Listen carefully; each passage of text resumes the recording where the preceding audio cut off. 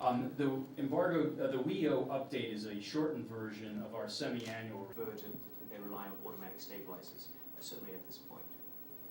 The question is, after the fiscal stimulus wears off, after that money is spent, what's going to happen? And I think nearly stalled is probably the right wording for the U.S. economy the next couple of quarters. But we do see a recovery in 2009. Remember, net exports. The export sector is doing very well, and we think that the housing sector will find a bottom sometime in the next few quarters, and that will help the U.S. economy have pretty good growth within 2009. If you look at a fourth quarter on fourth quarter basis, we think it will be moving back up towards potential by the end of 2009.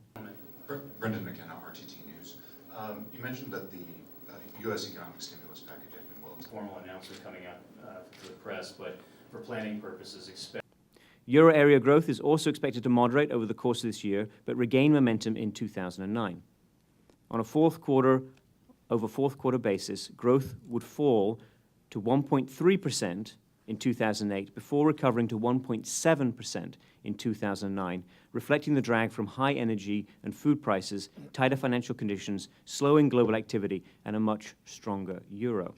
On pending legislation, as you can imagine, I think that in general, but I'm happy to talk about what went right with. However, we do continue to think the Chinese renminbi is substantially undervalued, and we think there's scope for further appreciation in China, and we think that would be helpful as part of a set of policies that would slightly reduce growth, rebalance the economy, very much in line with what China has repeatedly stated that it would like to do. And we think that all of that would be moves in the right direction that would be very timely in this situation.